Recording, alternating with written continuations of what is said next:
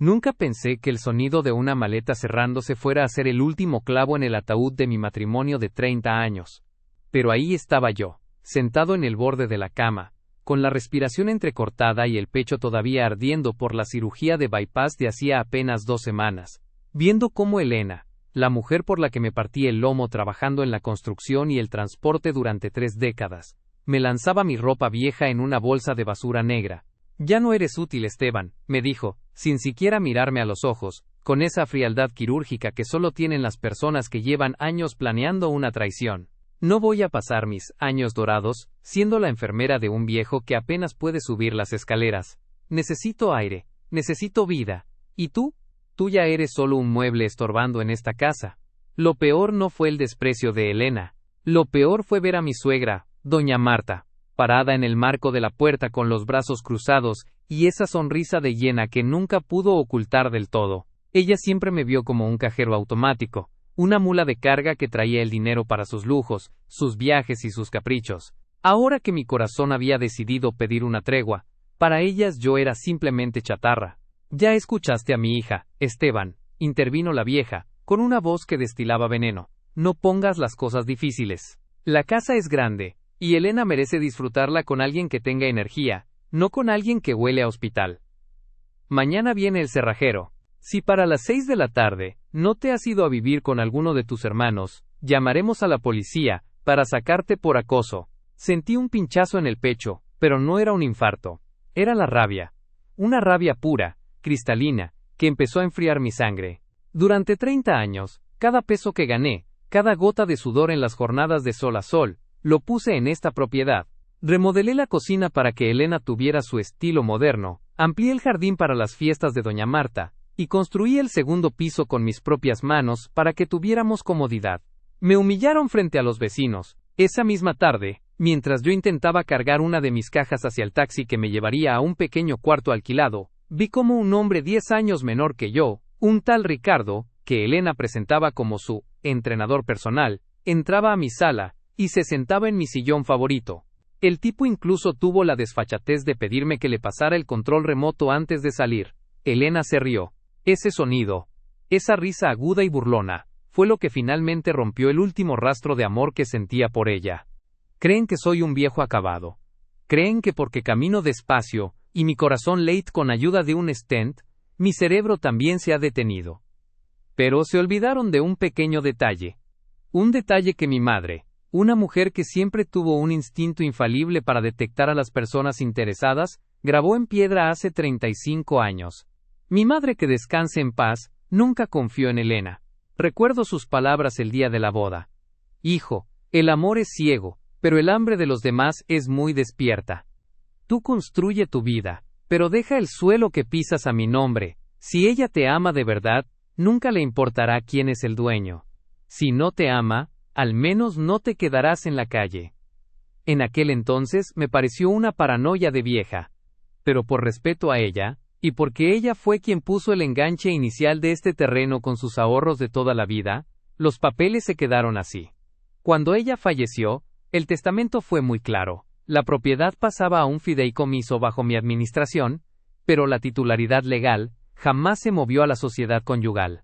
En los registros públicos, para el mundo legal, Elena y su madre han estado viviendo en una casa que nunca les perteneció ni por un centímetro. Mientras el taxi se alejaba, y yo veía por el cristal cómo cerraban con llave la puerta de la que fue mi casa, sentí un papel doblado en mi bolsillo interior. Era la copia simple de las escrituras que había sacado del banco la mañana después de mi cirugía, casi como si un ángel me hubiera advertido lo que venía. Ellas creen que tienen el control, creen que ya ganaron, porque se quedaron con los muebles caros y el jardín florecido. Pero lo que no saben es que acaban de iniciar una guerra contra un hombre que ya no tiene nada que perder, pero que tiene todas las leyes de su lado. Mañana, mientras ellas celebran su nueva vida en mi sala, yo haré una visita a mi abogado. Y no voy a pedir un divorcio amistoso. Voy a reclamar mi propiedad con la misma frialdad con la que ellas me echaron a la calle. Me llamaron viejo y enfermo, pero pronto descubrirán que un león viejo sigue teniendo garras, especialmente cuando lo obligan a defender su territorio. El pequeño cuarto que alquilé olía a humedad y a soledad, pero para mí, olía a libertad. Me senté en la cama desvencijada con mi carpeta de cuero sobre las rodillas. Elena pensaba que yo estaba en algún rincón, llorando mi desgracia, suplicando al cielo por un poco de compasión, pero lo que ella no sabía era que mi debilidad era mi mejor máscara. A la mañana siguiente, visité al licenciado Morales. Él no solo era mi abogado, era un viejo amigo de la familia que recordaba perfectamente a mi madre. Cuando le puse las escrituras y el acta de matrimonio sobre el escritorio, su expresión cambió de la lástima a una sonrisa afilada. Esteban, ellas han cometido el error más grande de sus vidas, dijo Morales, ajustándose los anteojos. En este país el abandono de hogar de un cónyuge enfermo es un delito, pero el despojo de una propiedad que no figura en la sociedad conyugal es un suicidio legal. La casa está a nombre de tu madre, y por sucesión directa, tú eres el único administrador legítimo. Elena no tiene ni el derecho de cambiar una bombilla sin tu permiso. No quiero solo sacarlas, Morales, le dije, y mi voz sonó más firme de lo que había sonado en años. Quiero que sientan la misma incertidumbre que yo sentí cuando me cerraron la puerta en la cara. Quiero que inviertan, que se confíen, que crean que el mundo es suyo, para que la caída sea más larga. Morales asintió. El plan era sencillo pero letal. Yo no impugnaría el cambio de cerraduras de inmediato. Dejaría que ellas se establecieran, que pensaran que mi silencio era una señal de rendición. Mientras tanto, yo iniciaría el proceso de reivindicación de propiedad. Durante las siguientes semanas, me convertí en un fantasma. Me aseguré de que los vecinos me vieran caminando por el barrio, con ropa un poco descuidada, luciendo cansado. Sabía que los chismes llegarían a oídos de Elena. Y así fue. Un día, mientras estaba en la farmacia, me crucé con una de las amigas de mi suegra. «Ay, Esteban, me han contado que estás muy mal», dijo con esa falsa lástima que tanto detesto. «Qué pena que no pudiste mantener tu casa. Elena dice que ahora sí está siendo feliz, que hasta están pensando en remodelar la fachada y poner una piscina en el patio trasero, con el dinero de una herencia que ella espera recibir de tu parte, por daños y perjuicios». Me dolió, claro que me dolió. Escuchar que planeaban destruir el jardín que yo mismo cuidé para poner una piscina para el entrenador de mi mujer era como un puñal. Pero mantuve la calma. «Dígale que le deseo lo mejor, doña Carmen», respondí con la voz quebrada, fingiendo una derrota total. «Yo ya no tengo fuerzas para pelear, solo quiero paz». Esa misma tarde, recibí una llamada de mi hijo mayor, Marcos. Él siempre fue el favorito de Elena, el que ella manipuló para que se pusiera de su lado. «Papá, deja de dar lástima», me espetó sin saludar.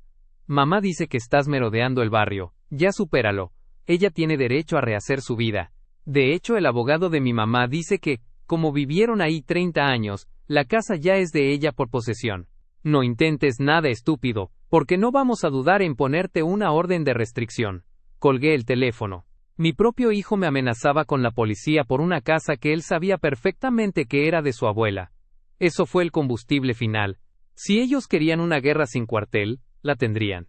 El plan secreto avanzaba. Morales descubrió que Elena, en su infinita arrogancia, había solicitado un préstamo personal de alto interés usando la supuesta propiedad como aval moral, asegurando al banco que pronto los papeles estarían a su nombre. Estaba gastando dinero que no tenía, comprando muebles italianos y contratando obreros para derribar muros en mi propiedad. Estaba destruyendo mi patrimonio creyendo que era el suyo. Yo, mientras tanto, vivía con lo mínimo, ahorrando cada centavo de mi pensión para los gastos judiciales. Me levantaba a las 5 de la mañana para caminar y fortalecer mi corazón, no por salud, sino por venganza. Necesitaba estar vivo para ver sus caras, cuando el castillo de naipes se derrumbara. El momento clave de esta fase ocurrió un jueves.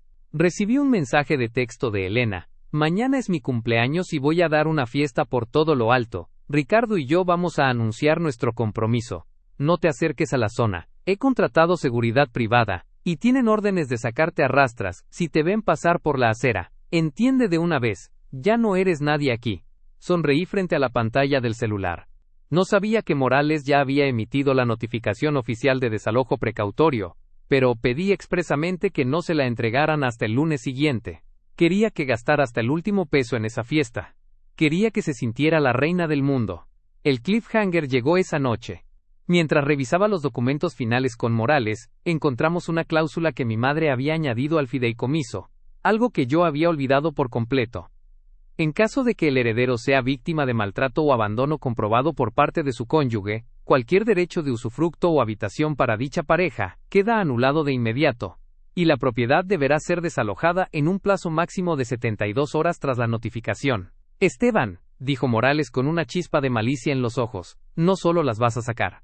Las vas a sacar con la policía el mismo día que los obreros terminen de instalar esa piscina cara que no pueden pagar.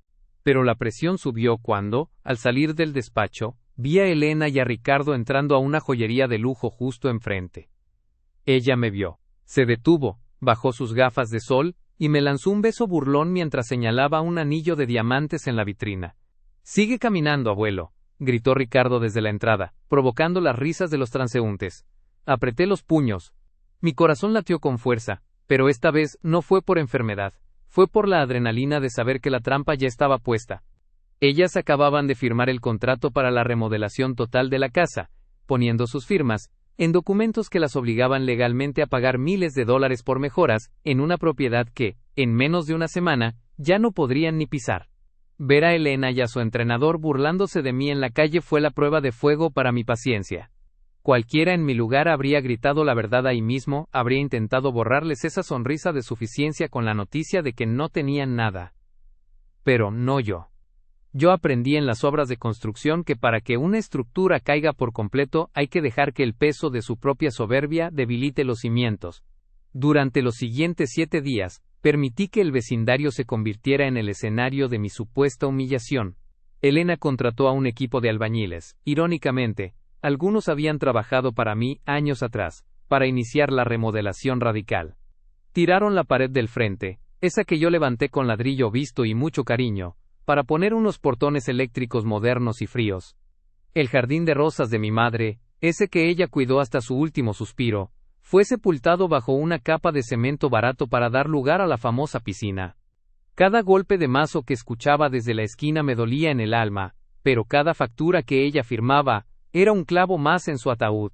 Según me informó Morales, Elena había firmado un contrato de mejoras a propiedad ajena, bajo la premisa de que ella era la dueña. Eso es un fraude civil grave. Ella estaba invirtiendo el poco dinero que le quedaba, y un préstamo bancario enorme en una casa que legalmente le pertenecía a un muerto. Mi madre. El viernes por la tarde cometí el error de pasar por la acera de enfrente. Quería que me vieran. Quería que su exceso de confianza llegara al punto de no retorno. «Miren quién viene por aquí», gritó doña Marta, mi suegra, desde el balcón, sosteniendo una copa de vino. «¿Vienes a pedir trabajo de barrendero, Esteban? Porque después de que terminemos la piscina, vamos a necesitar a alguien que recoja las hojas». Elena salió a su lado, luciendo un vestido caro que seguramente había comprado con mi tarjeta de crédito, la cual aún no había podido cancelar por el papeleo de la cirugía. «Déjalo, mamá», dijo Elena con una sonrisa cruel. «Ya le dije que no se acerque. Esteban, mañana es la gran fiesta. Ricardo ha invitado a gente muy importante. No quiero que tu cara de lástima arruine las fotos. Firma los papeles del divorcio que te envió mi abogado, y renuncia a cualquier pretensión sobre mis muebles, y quizás, solo quizás, te deje retirar tus herramientas del garaje». «Elena», dije tratando de que mi voz temblara lo suficiente para sonar derrotado, «esa casa tiene mucha historia. No deberías tirar las paredes así como así. Podrías arrepentirte. Lo único de lo que me arrepiento es de no haberte echado hace 10 años», escupió ella. «Lárgate de aquí antes de que llame a seguridad». Me di la vuelta y caminé despacio, fingiendo pesadez en los hombros, pero por dentro, mi corazón latía con la precisión de un reloj suizo. Sabía algo que ellas no. El contrato que Elena había firmado con la constructora incluía una cláusula de solidaridad. Al no ser la dueña legal, ella era la única responsable de los pagos, y si no pagaba, la constructora tenía el derecho de embargar sus bienes personales, incluyendo su flamante camioneta y las joyas que tanto presumía. Esa noche, el licenciado Morales me llamó. «Todo listo, Esteban. He verificado los registros una última vez. El juez ha firmado la orden de desalojo inmediato por precario y despojo. Además, como ella ha alterado la estructura de la propiedad, sin el consentimiento del administrador del fideicomiso, hemos interpuesto una demanda por daños y perjuicios». «¿Y la fiesta?», pregunté. «Mañana a las 9 de la noche», Cuando la música esté en su punto más alto y todos sus invitados importantes estén presentes, la justicia hará su entrada triunfal. Ella acaba de cometer el error definitivo. Hoy firmó el pagaré final con la constructora, garantizando el pago con la propiedad. Eso es falsedad en documento privado y estafa. Ya no hay vuelta atrás. Colgué el teléfono y me miré en el espejo del pequeño cuarto alquilado. Ya no veía a un viejo enfermo. Veía a un hombre que había recuperado su dignidad. La agonía de fingir derrota durante esas semanas había sido insoportable. Tuve que soportar ver cómo mi hijo Marco subía fotos a Facebook comiendo asados en la nueva casa de su madre, burlándose de mi tacañería por no haber hecho esas obras antes. Tuve que soportar el vacío de ser tratado como un extraño en mi propio hogar, pero la trampa estaba cerrada. El cliffhanger ocurrió a la mañana siguiente. Mientras preparaba mi mejor traje para el día siguiente, recibí una notificación en mi teléfono.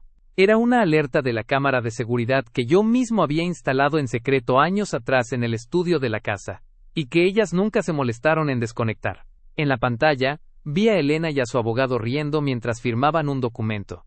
Pude escuchar perfectamente sus palabras. Con esto, Elena, declaramos que Esteban te cedió la posesión de palabra antes de irse. Es su palabra contra la nuestra, y como él está mal de la cabeza, por la cirugía, el juez te dará la razón. La casa es tuya. Ella se rió, sellando el documento con una firma pomposa. No sabía que esa grabación, obtenida legalmente en una propiedad que está a mi nombre, era la prueba de fraude procesal que Morales necesitaba para enviarlas no solo a la calle, sino potencialmente a la cárcel. Mañana sería el día en que el viejo estorbo regresaría a reclamar su trono, y ellas entenderían que la justicia kármica no siempre llega del cielo. A veces, llega en forma de una carpeta de cuero y una patrulla de policía. La música retumbaba desde 2 calles antes de llegar. Elena no había escatimado en gastos, luces de neón, iluminando la fachada remodelada, un servicio de catering con meseros de guante blanco, y el sonido del hielo chocando contra el cristal de las copas de champaña. Era la celebración de su liberación, financiada con el dinero que yo había ahorrado para nuestra jubilación y construida sobre la mentira de que ella era la dueña de todo. Llegué exactamente a las 9 de la noche. No llegué escondido, ni con la cabeza baja. Bajé del auto de Morales vistiendo un traje gris oscuro, bien planchado, con la espalda recta y el paso firme. A mi lado, 2 oficiales de policía y un actuario del juzgado caminaban con la solemnidad de quien lleva una sentencia de muerte bajo el brazo. El guardia de seguridad privada que Elena había contratado intentó cerrarme el paso en la entrada del jardín, justo al lado de la nueva piscina, que aún olía a cemento fresco. Señor, no está en la lista. Por favor, retírese, o tendré que usar la fuerza, dijo, poniéndome una mano en el pecho. El señor no necesita estar en la lista, intervino el oficial de policía, mostrando su placa. Él es el dueño legal de esta propiedad, y venimos a ejecutar una orden judicial. Muévase. Entramos al área de la piscina. La escena era digna de una película de excesos. Elena estaba en el centro, rodeada de sus amigas y de mi hijo Marcos, levantando una copa mientras Ricardo, su entrenador, le rodeaba la cintura con un brazo posesivo. Cuando me vio aparecer, su rostro pasó del rosa del alcohol al blanco de un papel recién salido de la imprenta. ¿Qué haces aquí, Esteban?, gritó, tratando de mantener la compostura frente a sus invitados. Te advertí que si ponías un pie aquí, llamaría a la policía. Guardia, saquen a este viejo de mi casa. No es tu casa, Elena, dije, y mi voz, proyectada por la calma de quien tiene la verdad, silenció la música. Y la policía ya está aquí, pero no vienen por mí. El actuario dio un paso al frente y desplegó los documentos. El silencio en el jardín era tan denso que se podía escuchar el goteo del agua de la piscina. Señora Elena, anunció el actuario, se le notifica formalmente la ejecución de una orden de desalojo inmediato por ocupación precaria y despojo.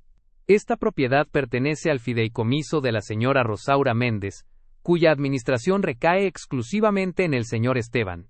Asimismo queda notificada de una demanda penal por fraude procesal y falsificación de documentos. Los invitados comenzaron a murmurar. Doña Marta, mi suegra, salió de la casa con un plato de canapés, que se estrelló contra el suelo al ver a los uniformados. Esto es un error, chilló Elena, perdiendo los estribos. Yo viví aquí 30 años. Los derechos de posesión son míos. Mi abogado dijo que este viejo ya no tenía derechos. Tu abogado te mintió, o tú le mentiste a él, le respondí, acercándome un paso. Olvidaste que mi madre nunca te pasó la escritura. Pensaste que porque me habías echado yo me iba a morir en un rincón. Pero sigo aquí, y ahora, quiero que salgas de mi propiedad. Ricardo, intentando jugar al héroe, se interpuso entre nosotros.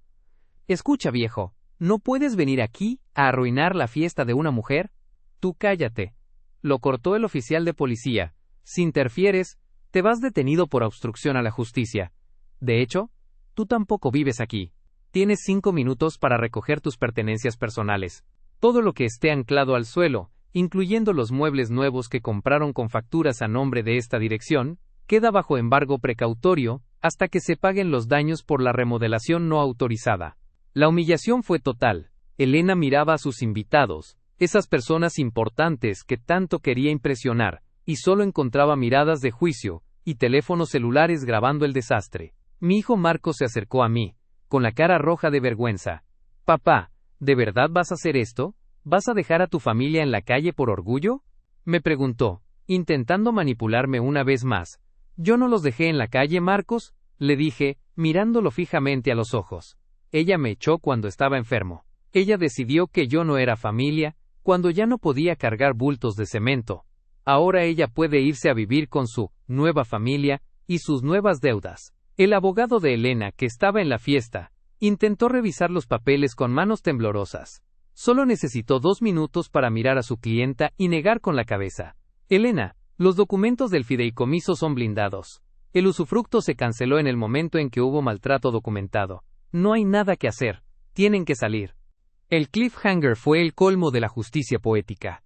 Mientras Elena empezaba a gritar histérica que no se iría, los obreros de la constructora, que casualmente habían pasado por ahí para ver si el cheque que Elena les dio tenía fondos, se enteraron de la situación. El dueño de la constructora, al ver que Elena no era la dueña y que el banco no liberaría el préstamo, ordenó a sus hombres entrar de inmediato. Si no hay casa, no hay piscina, gritó el constructor. Muchachos, traigan la mezcladora. Vamos a rellenar este agujero con el cemento que todavía no nos pagan. El caos estalló. Elena lloraba, Ricardo intentaba huir por la puerta trasera, con una maleta de ropa de marca, y yo simplemente saqué de mi bolsillo la llave original de la puerta principal, la que mi madre me dio hace 3 décadas, y entré en mi casa, mientras el mundo de ella se desmoronaba en el jardín. El jardín, que minutos antes era el epicentro de la vanidad de Elena, se convirtió en una zona de guerra civil. Los invitados, distinguidos, huían por las laterales, cubriéndose la cara con sus bolsos de diseñador, para evitar ser captados por las cámaras de los vecinos, que ya estaban asomados a sus ventanas, disfrutando del espectáculo. No hay nada que a la gente le guste más que ver caer a un tirano, y Elena se había ganado el odio de toda la cuadra con su arrogancia de nueva rica. No pueden hacer esto. Mis cosas están adentro. Mi cama, mis espejos, gritaba Elena aferrándose al marco de la puerta principal mientras los oficiales la sujetaban. Sus cosas personales, señora, puede sacarlas en bolsas, ahora mismo, sentenció el oficial. Pero cualquier mueble cuya factura haya sido emitida con el presupuesto de remodelación queda inmovilizado. Usted declaró ante el banco que esos bienes eran parte de la propiedad para garantizar un crédito.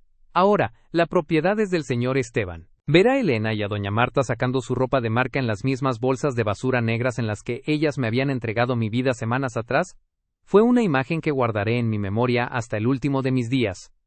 No era regocijo por el mal ajeno, era la paz de ver el equilibrio del universo restaurado. Doña Marta se acercó a mí con el rostro desencajado y el maquillaje corrido. Esteban, por favor, soy una mujer mayor.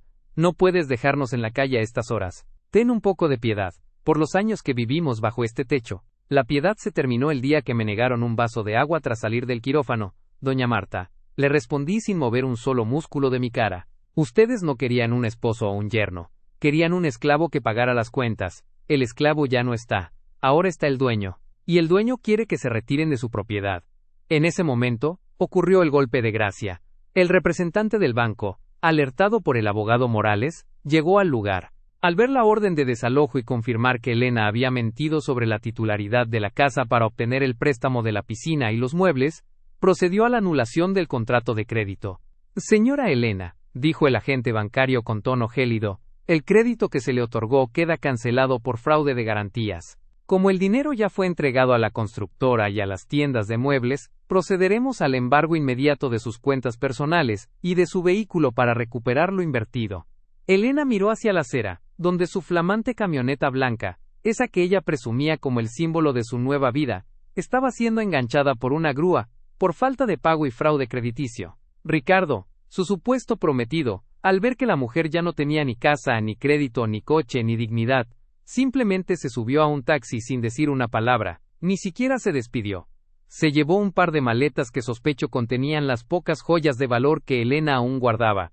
«¡Ricardo! ¡Ricardo, no me dejes!», gritó ella, pero el taxi se perdió en la esquina. Me quedé parado en el porche, viendo cómo mi hijo Marcos intentaba consolar a su madre, pero incluso él la miraba con una mezcla de decepción y miedo. Él también se había quedado sin el palacio que ella le había prometido. «Marcos», lo llamé. Él se giró, esperando quizás un perdón. «Tú sabías que esta casa era de tu abuela. Sabías cuánto me costó levantarla. Decidiste apostar por el árbol que creías que daba más sombra. Ahora, espero que esa sombra te alcance para dormir esta noche, porque aquí no entras». Cerré la puerta principal. El sonido del cerrojo encajando fue el clímax emocional más satisfactorio de mi vida. Me quedé en el silencio de mi entrada, rodeado de cajas y muebles a medio desempacar que ya no les pertenecían. Me senté en mi viejo sillón, el único que no habían logrado tirar a la basura, y por primera vez en meses, mi corazón latió con calma. No hubo arritmia, no hubo dolor, no hubo miedo. A través de la ventana, vi cómo la patrulla escoltaba a Elena y a su madre hasta la acera, donde se quedaron paradas con sus bolsas de basura, viendo cómo los obreros de la constructora, furiosos por no recibir su pago, empezaban a desmantelar la estructura metálica de la piscina. Habían intentado quitarme el techo cuando más vulnerable estaba, y terminaron quedándose sin cielo que las cubriera. La casa, mi refugio, volvía a ser mía. Y lo mejor de todo, legalmente, cada mejora, cada pintura nueva, y cada azulejo de lujo que ellas instalaron para presumir, ahora formaban parte de mi patrimonio como compensación por los daños causados. El cliffhanger final de esta parte llegó cuando, al revisar el estudio que Elena había intentado convertir en un vestidor de lujo, encontré una caja fuerte pequeña que ellas no habían podido abrir. Al usar mi clave de siempre, encontré algo que Elena había estado buscando desesperadamente: los ahorros en efectivo que mi madre había guardado para emergencias extremas. El dinero estaba intacto. Elena había estado durmiendo encima de una fortuna mientras se hundía en deudas para aparentar. Han pasado 6 meses desde aquella noche en que el sonido de una patrulla y el llanto de una mujer ingrata marcaron el inicio de mi verdadera recuperación. Hoy, mientras me tomo un café en el porche de mi casa, la de mi madre, la mía, el silencio es el regalo más caro que poseo. A veces me preguntan si me siento mal por haber dejado a la que fue mi esposa durante 3 décadas en una situación tan precaria. Mi respuesta es siempre la misma: yo no le quité nada. Ella simplemente perdió lo que nunca fue suyo. La codicia es un veneno que nubla el juicio, y Elena bebió de su propia copa hasta quedar seca. El destino de Elena y doña Marta fue el que ellas mismas tejieron con hilos de soberbia. Al no tener la propiedad para respaldar las deudas de la remodelación y el préstamo bancario, Elena tuvo que declararse en quiebra personal. Se mudaron a un departamento pequeño y descuidado en las afueras, un lugar que doña Marta desprecia y donde las peleas entre ellas son, según me cuentan los pocos amigos que aún tenemos en común, constantes e insoportables. Se culpan mutuamente por haber perdido la gallina de los huevos de oro. Ricardo, el entrenador, desapareció del mapa el mismo día del desalojo, llevándose consigo un reloj de oro y varias joyas que Elena aún no terminaba de pagar. Resultó que el amor de su vida solo amaba el código postal de mi casa. En cuanto a mi hijo Marcos, nuestra relación está en un invierno necesario. Ha intentado buscarme, alegando que la familia es lo primero, pero le recordé que la familia no es solo sangre, es lealtad, y él falló la prueba cuando me vio como un estorbo. Le he dicho que el día que trabaje tan duro como yo lo hice, y aprenda el valor de proteger a los suyos, quizá volvamos a sentarnos a la mesa. Por ahora, tiene mucho que aprender de la vida real, lejos de los lujos que su padre le proveía por inercia. Lo más irónico de todo es la casa. Decidí no demoler la piscina que ellas dejaron a medias. Con el dinero que mi madre dejó en esa caja fuerte, una última bendición desde el más allá, terminé la obra, pero a mi gusto. Ahora, ese jardín no es un trofeo de vanidad, sino un espacio de paz donde mis hermanos y mis verdaderos amigos vienen a pasar los domingos. Cada vez que veo el agua cristalina, recuerdo que incluso del caos y la traición, pueden hacer algo hermoso si tienes la paciencia de esperar a que la justicia haga su trabajo. Mi salud ha mejorado de una forma que los médicos no alcanzan a explicar. El cardiólogo me dijo que mi corazón está más fuerte que nunca. Yo sé por qué es. El estrés de vivir con 2 parásitos que esperaban mi muerte para heredar, era lo que realmente me estaba matando. La traición pesa más que cualquier bypass, pero la libertad es el mejor de los medicamentos. Aprendí que la justicia kármica no es un rayo que cae del cielo de forma aleatoria. Es, más bien, una cosecha. Tú plantas gratitud, respeto y esfuerzo, y tarde o temprano, los frutos te alimentarán en tu vejez. Pero si plantas arrogancia, desprecio y deslealtad, no puedes pretender que la tierra te devuelva otra cosa que no sean espinas. Elena y su madre intentaron despojarme de mi dignidad aprovechando mi momento de mayor debilidad física, sin entender que la fortaleza de un hombre no está en sus músculos, sino en su integridad y en sus papeles en regla. A mis 63 años, me siento como si acabara de cumplir los 20, pero con la ventaja de ya no ser un ingenuo. He vuelto a viajar, he vuelto a reír, y sobre todo, he vuelto a dormir con la tranquilidad de quien no le debe nada a nadie. Mi madre tenía razón. El amor puede ser ciego, pero las escrituras de una propiedad deben tener la vista muy clara. Si estás escuchando esto, y estás pasando por una traición familiar, si sientes que te han acorralado y que tu esfuerzo de años está en peligro, recuerda mi historia. No grites, no supliques, no te desgastes en discusiones estériles con gente que no tiene honor.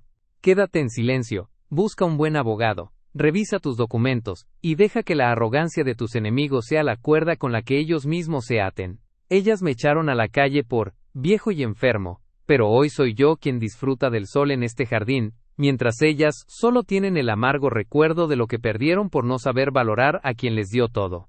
La justicia tardó un par de semanas, pero llegó con una precisión quirúrgica. Y ahora, por fin, puedo decir que la casa está en orden. Mi nombre es Esteban, y esta fue la última lección que mi exesposa tuvo que aprender de mí. Nunca subestimes a un hombre que lo ha dado todo, porque es el único que sabe exactamente cómo recuperarlo.